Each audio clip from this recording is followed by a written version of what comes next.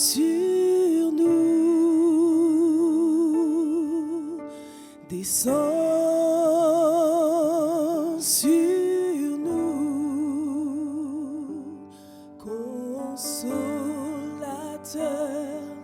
ami, à nouveau touche nos vies, Saint-Esprit descend sur nous, descend sur nous,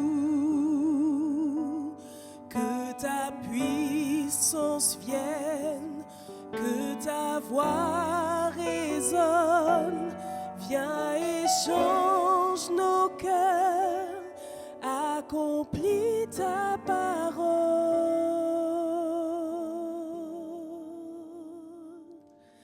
Saint-Esprit, descends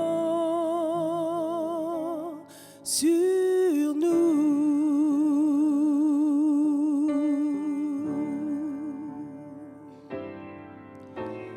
Personne n'a vu ni entendu, personne n'a connu ce que Dieu réserve,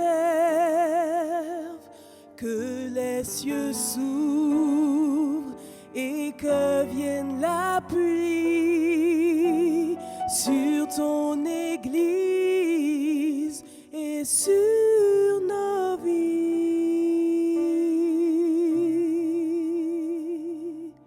Saint-Esprit, descends sur nous.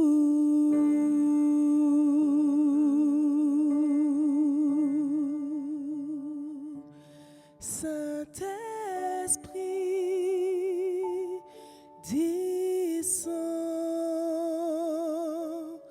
sur nous.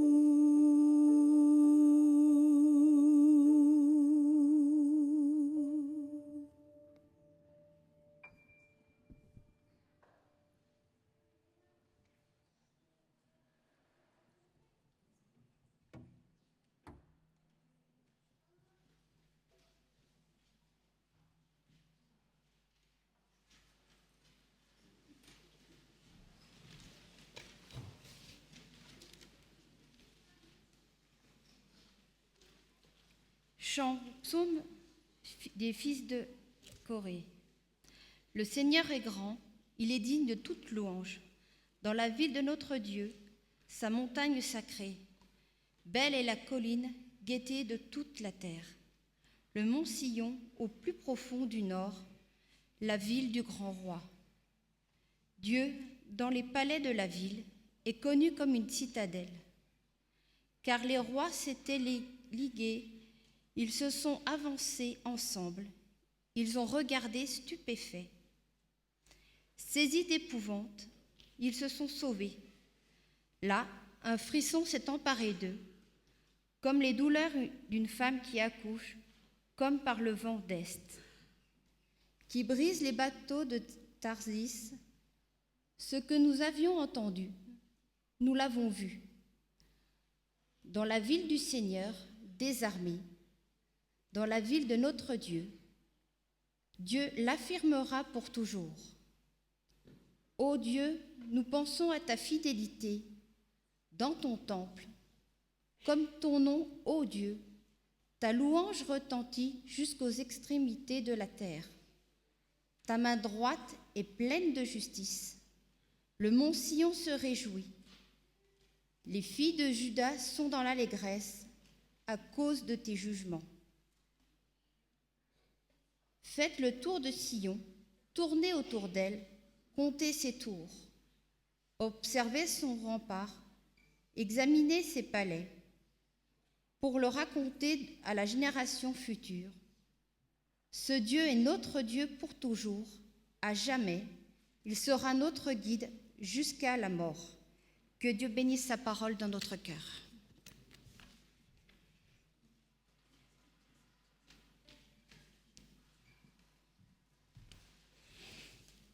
C'est maintenant votre moment. Ni tracas, ni peine, ni soucis pour entraver cette rencontre avec votre Dieu. Quelle que soit l'aridité de ton cœur, viens boire à la source qui ne tarit pas. Contemple ce Dieu puissant, ce roi éternel, ce roi immortel qui vit au-dessus de tout.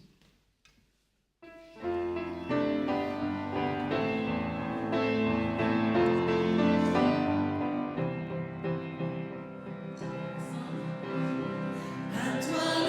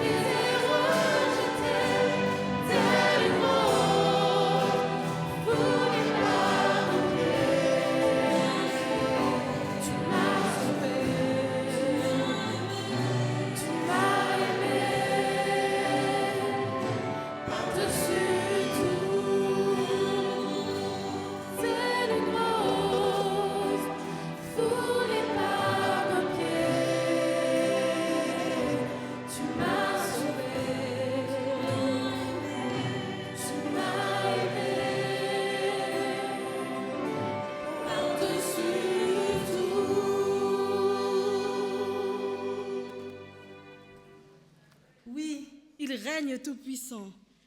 Alors, pour ce que tu es, Seigneur, reçois la gloire. Chantons Alléluia à ce Dieu 3 fois saint. Puis, offrons-lui notre cœur, notre âme, et vivons pour lui seul. C'est notre seul désir.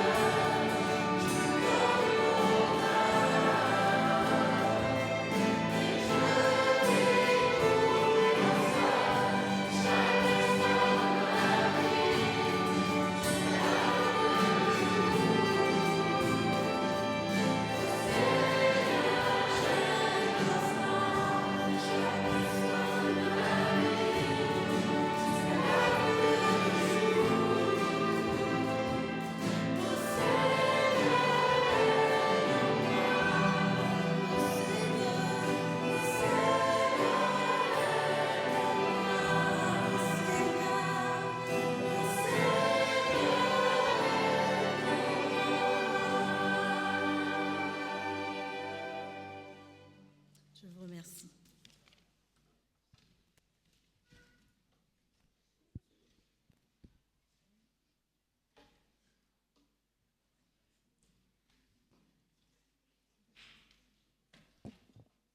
Je vais vous inviter, pour ceux qui le peuvent, de se mettre à genoux pour la prière et pour les autres, je vous invite à prendre une attitude qui vous convient.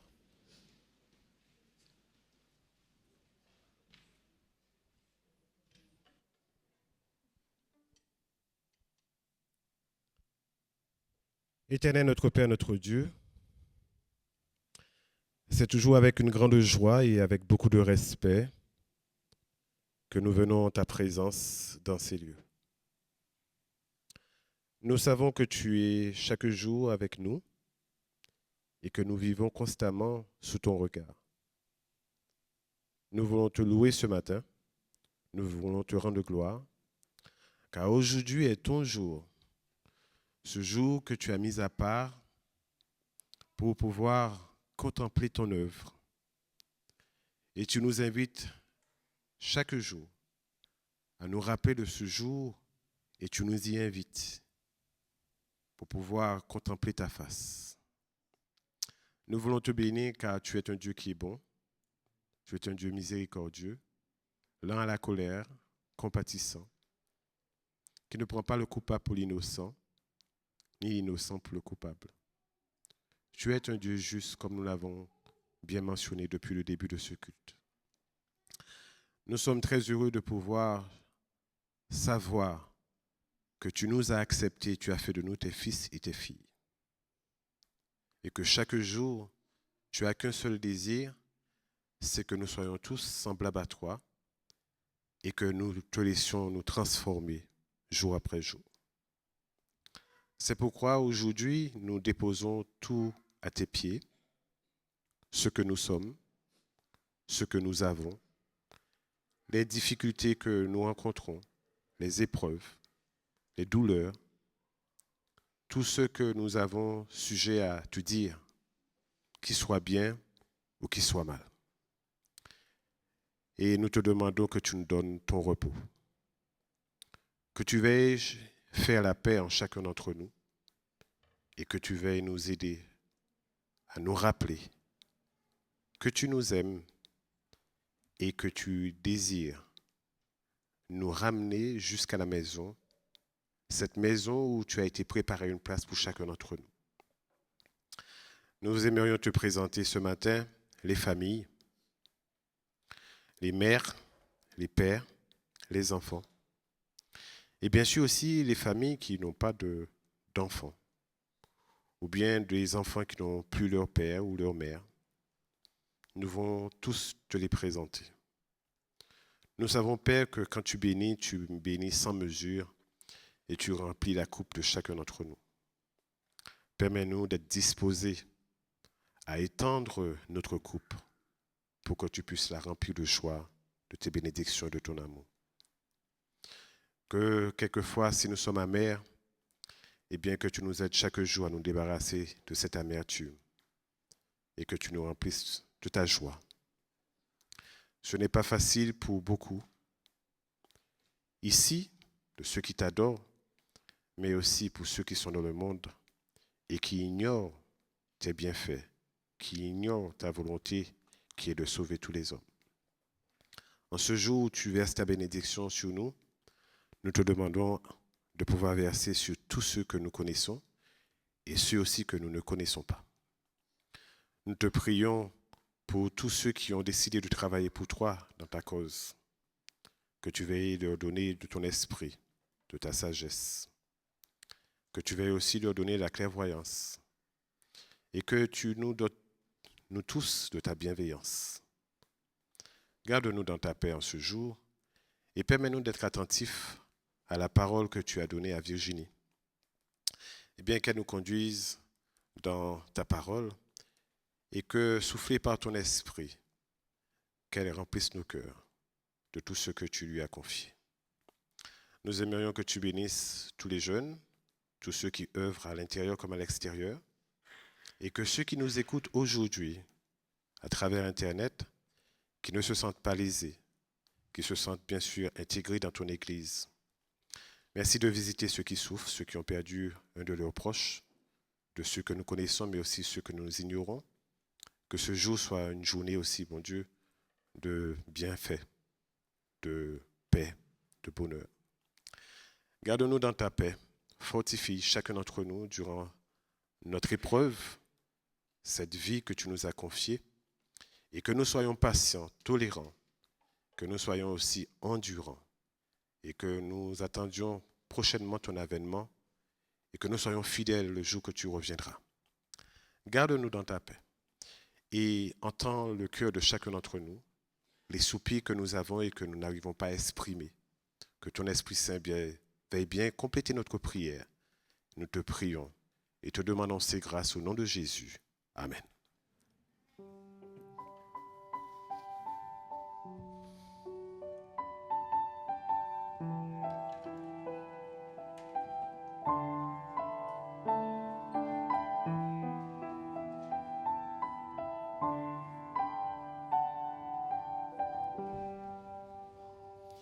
Bien les enfants, aujourd'hui c'est Petra qui vous racontera l'histoire ou bien qui nous conduira dans ce moment pour les enfants. Alors venez tous rejoindre Petra.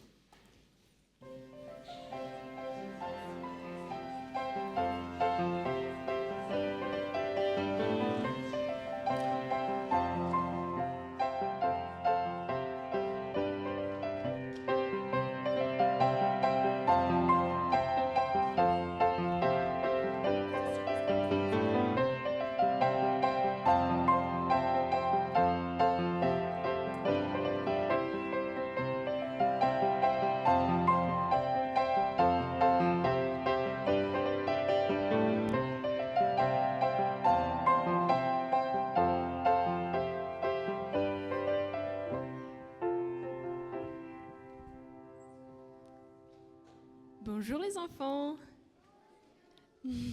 Quel plaisir de vous voir ici, même pendant un sabbat de vacances. J'espère que vous allez bien et que vous êtes bien reposés. Alors ce matin, j'aimerais vous partager une histoire, mais pour cela, je vous invite à voyager avec moi. On va s'imaginer qu'on est au Mexique et qu'en fait, il ne fait pas jour comme chez nous, mais qu'il fait nuit. Il est nuit et Maria et ses amis, elle se lève, elle met ses sandales, elle prend sa lampe torche et un petit seau et elle sort pour aller à la plage. Curieux, n'est-ce pas? C'est la nuit, mais est-ce qu'elle va se baigner la nuit, vous croyez? Non. Est-ce qu'elle va faire du surf? Non, elle ne va pas faire du surf non plus. En fait, Maria et ses amis vont à la plage chaque nuit, ils marchent et ils cherchent des animaux en danger. Mais ce ne sont pas des animaux comme tous les autres, c'est des toutes petites tortues. Ce sont les tortues marines qui pondent des œufs dans le sable et qui ensuite sont tellement en danger parce qu'il y a des animaux qui peuvent venir manger les œufs, ou il y a même des voleurs qui peuvent venir et prendre les œufs et les vendre au marché. Il y a plein de dangers pour les tortues. C'est pour cela que Maria et ses amis, elles marchent chaque nuit sur la plage, dans le sable. Elles cherchent les nids des tortues. Ce soir-là, elle découvre un nid. Alors, vous savez, c'est un nid qui est un trou dans le sable. Et du coup, ils prennent les petits œufs avec toute attention pour qu'ils ne se cassent pas. Et ils les mettent dans leur seau. Et ensuite, ils les apportent sur une plage protégée. Sur cette plage que aucun danger ne peut leur arriver parce que c'est tout bien cloisonné et tout le monde s'occupe d'eux. Ils creusent un trou et ils déposent les œufs et ils couvrent le nid. C'est comme ça que Maria, elle préfère d'aller aider les tortues que dormir, même si c'est un peu fatigant et même si personne ne voit son travail, mais les tortues au moins, elles sont en protection. Mais ce n'est pas la seule chose que Maria et ses amis font. En fait, il y a un jour plein d'émotions que tout le monde aime vivre. C'est le jour où les œufs sont bien grandis et que les tortues sont prêtes à sortir. Alors, tout le monde sait que c'est le jour de la fête, que c'est le jour où les tortues vont sortir du sable et qu'elles vont courir avec leurs petites pattes jusqu'à rejoindre l'océan. Alors Maria et ses amis, ils se mettent sur la plage, ils attendent et ils veulent voir les tortues qu'ils ont protégées jusqu'à maintenant, comment ils vont rejoindre l'océan et pouvoir commencer une vie, traverser tout l'océan. Voilà alors que ils sentent les vagues, ils sentent l'odeur de la mer avec ce sel dans l'air et le soleil qui brille. Et c'est une magnifique journée, vraiment très joyeux. Ils voient les petites pattes qui commencent à sortir du sable. Ils se disent « Waouh, mais c'est magnifique !» Vous imaginez des milliers de petites tortues qui courent sur le sable et qui rejoignent l'océan, et ils courent de toute leur force comme s'ils savaient où ils devaient aller, jusqu'au moment où il y a notre petite tortue qui s'appelle Minnie, qui est vraiment contente de vivre cette journée. Elle court avec ses pattes. Elle sent l'eau qui la balance. Elle se dit que c'est enfin le moment où elle a rejoint l'océan, jusqu'à ce que... Pouf, elle se fait attraper par une mouette. Oh, Maria crie de toutes ses forces. « Regardez ! Oh non, il y a une petite tortue qui se fait manger par la mouette. Elle lui a attrapé la patte. » Et puis ses amis la regardent, disent « Laisse tomber Maria, c'est pas grave. » « Quoi, mais vous voyez pas, elle pourra plus vivre, elle pourra pas nager, mais elle va mourir. Il faut qu'on s'occupe d'elle. » « Non Maria, il y a des milliers de tortues, ça vaut pas la peine. » « Mais non, mais il faut qu'on aille l'aider. Moi je veux bien, je vais courir et je vais la prendre. » Mais ses amis ne sont pas du tout encourageants. Ils disent « Mais tu vois très bien que cette petite tortue, c'est une tortue des milliers de mille tortues. Qu'est-ce que ça va changer que tu viennes et que tu l'accueilles? Peut-être qu'elle va même pas survivre et qu'elle pourra plus jamais nager. » Mais Maria, elle n'écoute pas du tout ce qu'il lui raconte ses amis. Elle court, elle prend de l'eau, la petite tortue, et effectivement, elle bouge la patte avant, la patte arrière, l'autre patte arrière, mais la patte gauche devant, elle est toute cassée. Du coup, elle la prend dans ses mains, elle la met dans une petite serviette et elle l'amène chez elle, même si personne n'était d'accord avec ça. Elle l'amène, elle la nourrit, elle la soigne. Elle espère vraiment qu'elle pourra soigner sa main et qu'elle pourra la refaire bouger. Mais comment faire si elle n'est pas dans l'océan? Elle n'est pas faite pour vivre dans un bocal, elle n'est pas faite pour vivre dans une maison. Mais c'est enfin, en fait, une bonne idée que Maria elle a. Cette petite tortue qui a souffert, elle pourra enfin rejoindre ses amis. Parce que les tortues, elles sortent à plusieurs mois et à plusieurs moments. Alors un autre jour, que les tortues sortent du sable, Marie, elle prend la petite tortue et la pose entre ses amis. Et c'est le moment où notre petite tortue peut enfin marcher, où elle peut enfin rejoindre l'océan. Mais ses amis la regardent, disent « Mais qu'est-ce que tu fais? Pourquoi tu prends dans tes mains une autre tortue, mais laisse-la marcher ?» Et Maria le regarde en disant « Mais vous savez, c'est la tortue que vous m'avez dit de laisser tomber. C'est la tortue que vous avez dit qu'elle allait mourir. Mais voilà qu'elle peut rejoindre enfin l'océan elle aussi. » C'était une petite chose, une chose qui n'avait pas du tout d'importance aux yeux des autres. Mais Maria s'est dit qu'elle ne voulait pas laisser tomber. Elle s'est dit que ça valait la peine parce que même si ça ne change pas le nombre de tortues dans l'océan, ça pourrait au moins changer la vie de cette petite tortue qui n'aurait peut-être pas pu survivre. Je vous invite aussi, vous, à regarder ce qui se passe autour de vous parce qu'il y a beaucoup de monde qui peut souffrir ou qui peut être triste ou des petites choses que vous pouvez faire à la maison, mais que vous puissiez voir ces petites choses, pas comme des choses sans importance, mais comme des choses que vous pouvez faire et que Dieu peut vous aider à aller jusqu'au bout et avoir le courage, même si vous êtes découragé par les autres. Que vous puissiez réfléchir à cela avec vos parents et que Jésus puisse vous bénir chaque jour. Vous pourrez joindre vos parents.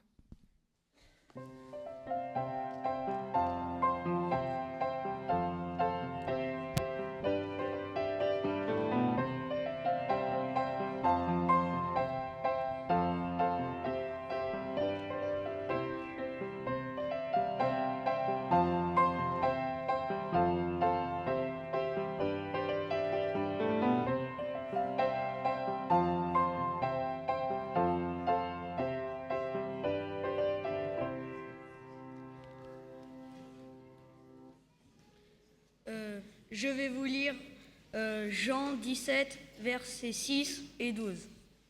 Alors, j'ai fait connaître ton nom aux hommes que tu m'as donnés du milieu du monde. Ils étaient à toi et tu me les as donnés et ils ont gardé ta parole. Maintenant le verset 12. Lorsque j'étais avec eux dans le monde, je les gardais en ton nom.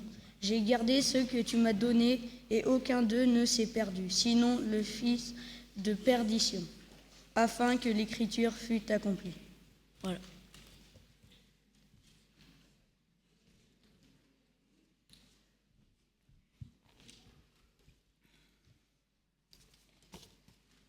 En septembre 1939 éclate la Seconde Guerre mondiale qui durera jusqu'en septembre 1945. Durant cette guerre, de nombreux hommes sont allés au combat. Un nombre inconsidéré d'hommes a perdu la vie. D'autres ont été blessés à vie, physiquement, psychologiquement. J'aimerais que nous nous arrêtions ce matin sur l'un d'eux. En avril 1942, un certain Desmond Doss, fils d'un ancien soldat de la Première Guerre mondiale, s'engage volontairement dans l'armée, mais refuse de tuer et même de porter une arme au combat en raison de ses croyances adventistes. Ce qui ne va pas lui faciliter la vie, bien sûr. Dès le départ, alors qu'il est en formation, il doit faire face à de l'incompréhension, la violence, voire la haine de ses camarades de l'armée. Son histoire a été retracée dans un film réalisé par Mel Gibson avec pour titre « Tu ne tueras point », commandement que Desmond tient à appliquer à la lettre. Tout ça, tout en défendant son pays, alors frappé par l'attaque de Pearl Harbor. Le film montre également comment le futur soldat s'est heurté à l'administration militaire qui refusait avec obstination de laisser partir au front sans armes ni formation au combat cet objecteur de conscience qui voulait à tout prix participer à l'effort de guerre. Voici ce qu'il a exprimé lors de son jugement pour expliquer sa position.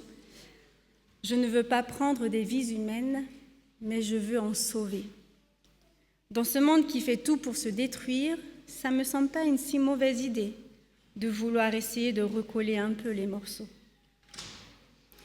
Desmond Doss a donc suivi une formation pour devenir infirmier et a été envoyé au Japon en 1945. Après s'être déjà illustré lors de la bataille de Guam l'année précédente.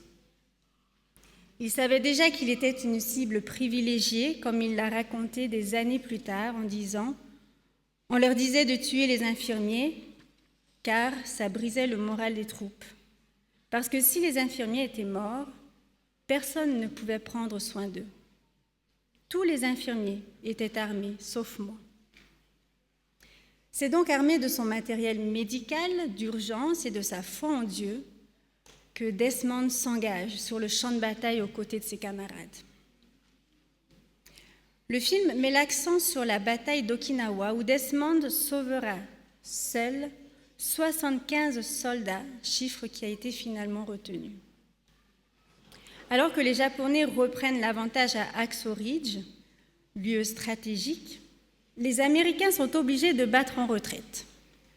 Desmond est le seul à rester sur le champ de bataille afin d'en sauver un maximum. C'est apparemment là, ou en tout cas c'est ce que je comprends, qu'il comprend sa mission.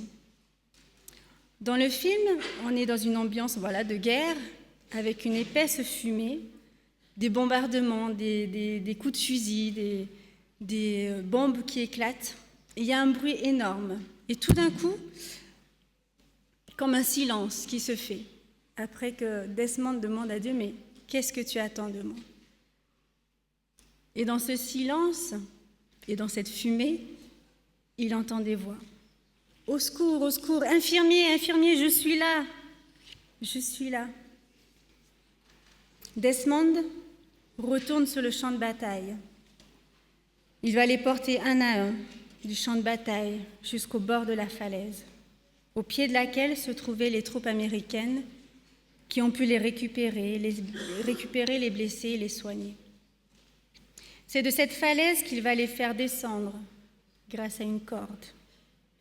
Toute la nuit, il va se lever, il va risquer sa vie, chercher et trouver des blessés, les porter sur son dos jusqu'au bord de la falaise et les descendre à l'aide d'une corde. Tout ça malgré la fatigue, malgré ses blessures, malgré l'ennemi qui rôde. À chaque fois, il implorera l'aide de Dieu en disant « Dieu, aide-moi à en sauver un de plus ». Desmond a fait le choix de risquer sa vie pour sauver un maximum de personnes. Ce qui me touche dans ce personnage, en tout cas à l'écran, et en regardant un peu les commentaires de sa famille, Desmond Doss l'acteur représente très bien le caractère de Desmond. C'est pas comme ce qu'on voit dans les films de guerre, costaud, bien baraqué, super fort, qui sait se battre et tout ça, qui se lance sur le front. Non, Desmond, il est tout frêle, sensible, touchant, et pourtant, malgré tout, il est là, il est présent, il va en sauver un de plus. Un autre a fait un choix similaire il y a plus de 2000 ans. Il est entré dans une guerre cosmique depuis que nos grands-parents ont choisi de suivre un autre que leur Créateur. Ellen White, que nous connaissons dans notre Église, nous dit dans l'histoire du salut, « Le ciel se remplit de douleur lorsqu'on sut que l'homme était perdu et que ce monde créé par Dieu serait peuplé d'êtres condamnés à la souffrance, à la maladie, à la mort, sans espoir de salut. Jésus s'approcha de la lumière éblouissante dont le Père était environné. 3 fois, il pénétra dans la lumière éclatante qui l'entourait. La 3e fois, il quitta le Père et la personne du Fils de Dieu fut visible. Il fit savoir à l'armée céleste qu'un moyen de salut avait été trouvé pour l'homme perdu et comment il avait intercédé auprès du Père, offrant sa vie en rançon, acceptant de subir la mort afin que les humains puissent obtenir le pardon. Jésus, Fils unique de Dieu, s'engage dans une guerre universelle qui durera jusqu'à ce qu'il revienne. Pour remporter cette guerre, il est venu lui-même sur le champ de bataille, sans armes, sauvant, redonnant de l'espoir, pardonnant, libérant, donnant la vie. Tout le temps qu'il a passé ici-bas, il va aller à la recherche des blessés de la vie pour leur présenter son Père et leur donner envie de le suivre et d'être sauvés. Je ne peux m'empêcher de penser à la femme samaritaine, par exemple. Et pendant toute sa vie, il va enseigner, il va nourrir, guérir les malades, libérer ceux qui sont possédés par des démons, redonner la vie à ceux qui l'ont perdue. Pour n'en citer que quelques-uns, j'aimerais que nous nous rappelions de Jésus qui ressuscite la fille de Jaïrus, qui ressuscite Lazare, ou encore le fils de la veuve de Naïm. Il guérit un lépreux, un paralytique, un aveugle-né, un mendiant aveugle. Il nourrit une foule, 4000, 5000 hommes. Il guérit un garçon possédé d'un démon. Il chasse un démon d'une fillette. Il nous suffit de reprendre les évangiles pour voir tout ce que Jésus a fait alors qu'il était ici, sur terre. Il fait tant de choses pour en sauver toujours plus, un de plus, malgré les attaques des pharisiens, entre autres. Mais il ne s'arrête pas là. Lui aussi va passer en jugement avant de souffrir sur la croix. Lui aussi sera battu, maltraité, insulté, rejeté, rabaissé. Mais à aucun moment, il ne perdra de vue sa mission, celle de sauver l'homme en lui permettant d'accéder au Père, au salut. Comme Desmond porte ses camarades sur son dos, Jésus Jésus va porter sa croix pour en sauver plus d'un. Il garde en vue sa mission, offrir sa vie en rançon, accepter de subir la mort afin que les humains puissent obtenir le pardon. Jésus s'est engagé librement dans cette guerre par amour pour l'humanité. Sa vie n'a pas été facile, il n'a pas toujours été très bien accueilli, et vers la fin de sa vie ici-bas, il a subi les pires maltraitances. Malgré cela, il s'est relevé, allant jusqu'au bout. Ses blessures étaient pourtant profondes, plus que douloureuses. Il était fatigué à cause du sang qu'il perdait, de la faim, de la soif, mais aussi du poids du péché, de l'humanité qui pesait sur ses épaules. Il est tombé, mais il s'est relevé à chaque fois. Mel Gibson, dans son film La Passion du Christ, retrace très bien les derniers instants de la vie de Jésus, tellement que les images sont insoutenables. Et pourtant, nous ne pouvons là qu'imaginer la souffrance de Jésus. Bien qu'il ne soit plus physiquement sur terre, il continue au travers de ses disciples, nous, de faire connaître son Père aux uns et aux autres, espérant qu'un de plus acceptera le salut qui lui est offert. Qu'en est-il de nous aujourd'hui? Collaborons-nous avec Jésus afin qu'un de plus accepte le salut qui lui est offert au travers de la mort de Jésus sur la croix pour nos péchés? Nous sommes tous sur le champ de bataille. Est-ce que nous battons en retraite sans regarder derrière nous les blessés qui sont là et qui crient « Infirmier, infirmier, au secours, je suis là, regarde-moi, viens me chercher, à l'aide ». Nos attitudes, nos choix peuvent en sauver un de plus, ou pas. Desmond trouvait son réconfort et sa force dans la parole de Dieu et dans la prière. Jésus trouvait son réconfort dans la prière et certainement aussi dans l'enseignement de la parole de Dieu. Nous connaissons tous le secret pour avancer dans la vie et pour venir en aide aux uns et aux autres, à ceux qui en ont besoin. La parole de Dieu et la prière. J'ai personnellement eu plusieurs phases dans ma vie. J'ai eu mes phases de désespoir, de doute, de révolte, où je me suis beaucoup fermée aux autres sans me rendre compte que c'était finalement un Dieu que je me fermais. Tout ça parce que blessée du comportement des gens, blessée d'avoir le sentiment que les gens se servaient uniquement de ma gentillesse et de ma générosité, sans même me voir vraiment, sans chercher à me connaître. Blessée de ressentir qu'on ne m'acceptait que parce que je donnais, parce que j'étais là quand on avait besoin de moi. Blessée parce qu'on m'a fait croire qu'on m'aimait et qu'au final, on m'a laissé tomber sans crier gare. Ces moments-là correspondent exactement au moment où j'ai été le moins en communion avec mon Dieu, où je l'ai le moins prié, où j'ai le moins lu sa parole. J'ai réalisé que j'ai commencé à donner plus d'importance à mes blessures le jour où j'ai commencé à donner plus d'importance à un homme dans ma vie.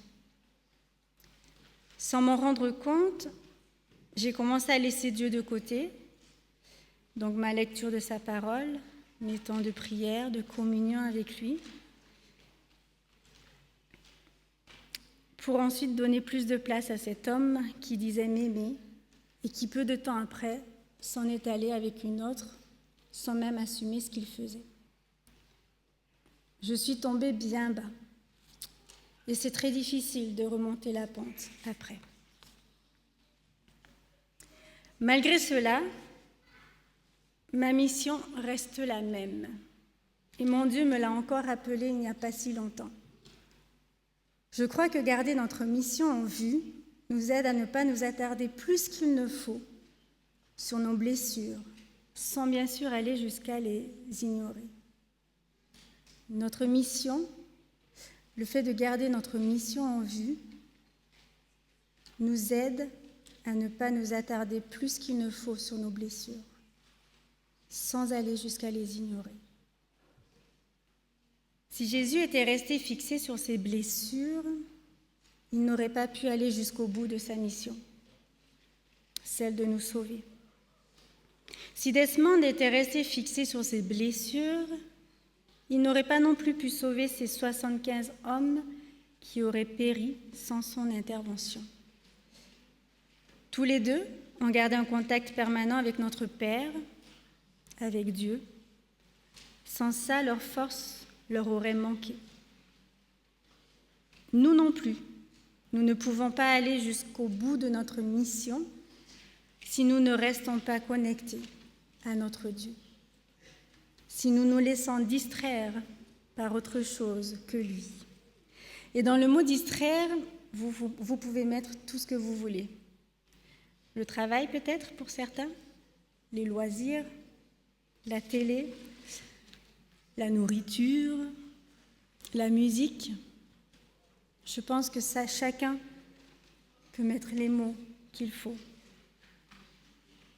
En tout cas, c'est tout ce qui prend plus de place qu'il ne faut et qui nous empêche d'être en relation avec notre Dieu. Jésus dit dans Jean 17, que Tivane nous a lu ce matin, « J'ai protégé ceux que tu m'as donnés et aucun d'eux ne s'est perdu. » C'était sa mission. Jean 3,16 nous dit « Car Dieu a tant aimé le monde qu'il a donné son Fils unique, afin que quiconque croit en lui ne périsse point, mais qu'il ait la vie éternelle. » Ce verset nous rappelle ce qui a motivé Jésus à venir sur cette terre, l'amour avec un grand A, comme on dit. Je ne peux m'empêcher de penser à l'histoire aux enfants de samedi dernier. Alors qu'il y a le feu partout, une poule appelle ses petits à venir sous ses ailes pour les protéger. Lorsque le feu est finalement éteint, le fermier vient voir les dégâts et retrouve cette poule en pensant que c'est son chapeau. Il lui donne un coup de pied et là, qu'est-ce qui se passe? Les poussins sortent du dessous des ailes de leur maman, calcinés, mortes pour les sauver.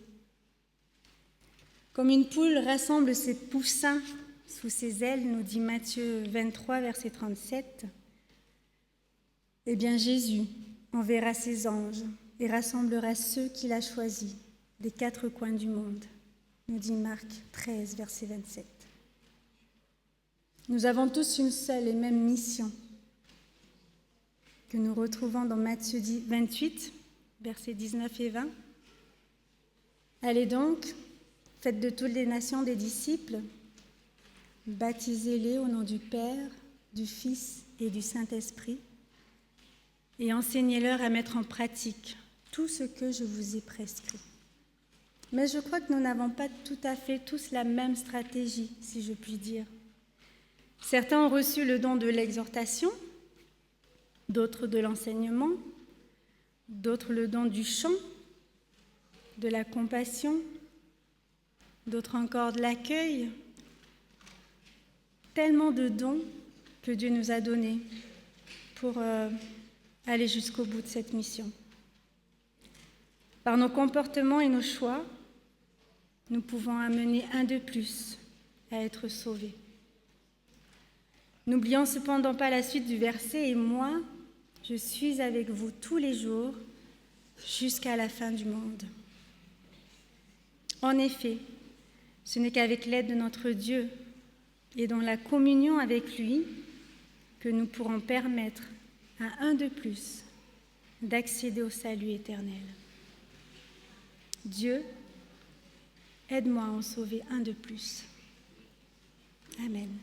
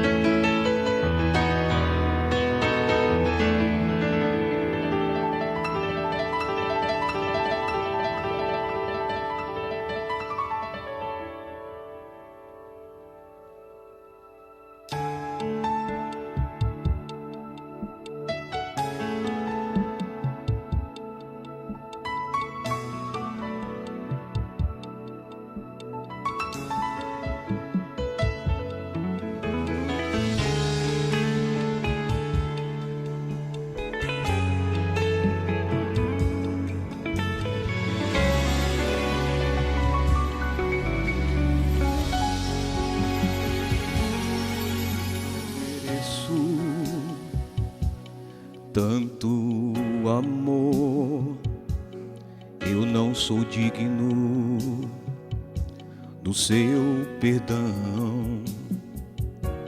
A dor que passou meu Rei e meu Senhor, sempre o adorarei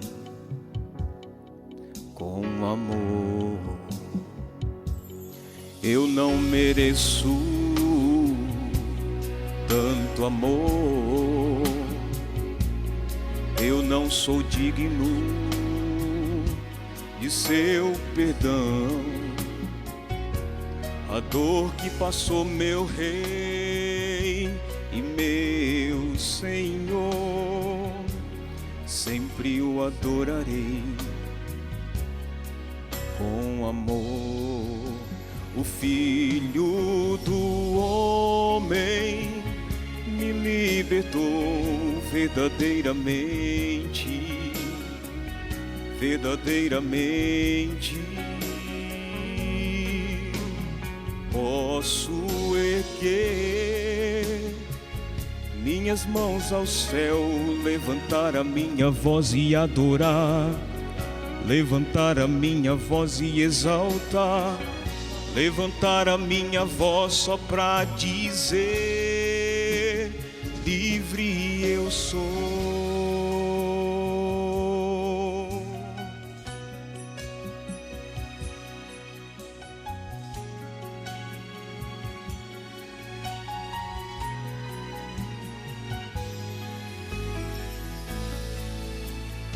Eu não mereço tanto amor, eu não sou digno de seu perdão. A dor que passou meu Rei e meu Senhor, sempre o adorarei com amor. O Filho do Homem me libertou verdadeiramente, verdadeiramente. Posso erguer minhas mãos ao céu, levantar a minha voz e adorar, levantar a minha voz e exaltar, levantar a minha voz só pra dizer: livre eu sou. Pra te adorar, pra te adorar, pra te adorar, pra te adorar, eu sou livre, sou livre. Pra te adorar, pra te adorar, pra te adorar, pra te adorar. Eu sou livre, sou livre pra te adorar, pra te adorar, pra te adorar, pra te adorar. Eu sou livre, sou livre.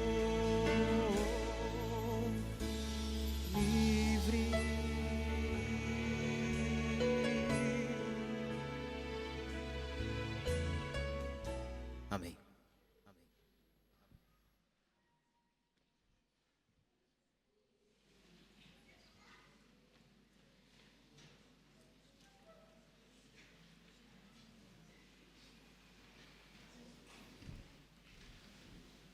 Nous remercions Ronaldo, nous sommes vraiment désolés pour la traduction, mais il y a un problème de la technique.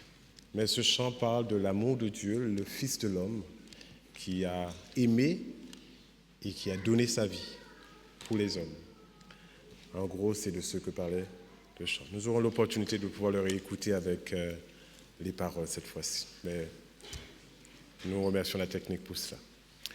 Eh bien, est arrivé le moment pour des offrandes et des dîmes.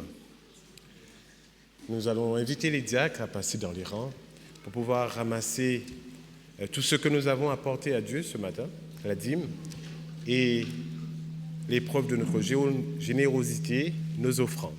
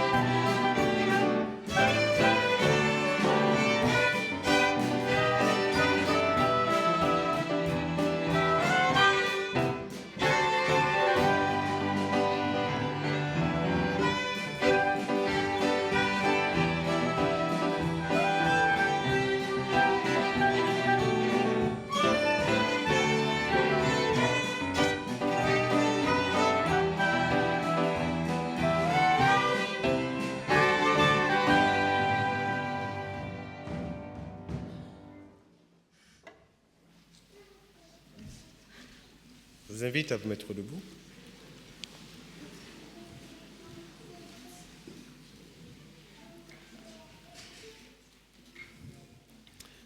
Notre Père, nous sommes tous devant toi en cet instant et tu vois ce que nous avons apporté dans ta maison, ceux qui ont ramené la dîme, qui nous rappellent que nous en aurons pour tout le reste du temps, ceux qui ont emmené leurs offrandes, mais aussi ceux qui ont emmené leur personne, tous ceux qui y sont. Et ce matin, nous te demandons de pouvoir mettre tout ceci dans ta sébile et que tu l'utilises pour ton œuvre mondialement. Nous voulons te remercier pour ce que tu nous as dit ce matin, la personne de notre grand frère Jésus-Christ, ton Fils unique, et qui a fait de nous des fils et des filles de Dieu. Comment il n'a pas hésité à tout donner jusqu'au fond de sa poche, tout ce qu'il possédait, a donné même sa vie pour que le maximum de personnes puissent être sauvées. Merci pour ce salut et permets-nous aussi d'être des outils entre tes mains, semblables à Jésus, allant de ville en ville, de village en village, dans tous les recoins de la terre, pour sauver celui que tu as sauvé, pour le ramener à la bergerie. Alors merci pour l'honneur que tu nous donnes d'être dans ton œuvre et de te servir. Je crois que, Père, c'est la plus grande chose que tu nous as donnée, c'est d'être entre tes mains. Bénis ton Église, bénis tous ceux qui sont ici, mais aussi ailleurs, et tous ceux qui suivent ce culte à travers Internet, et que ton nom soit béni. Nous te bénissons et te glorifions au nom de Jésus. Amen.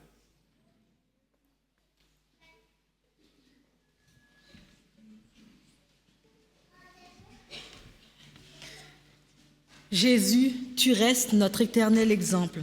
Viens, sois notre guide, notre lumière et le centre de nos vies.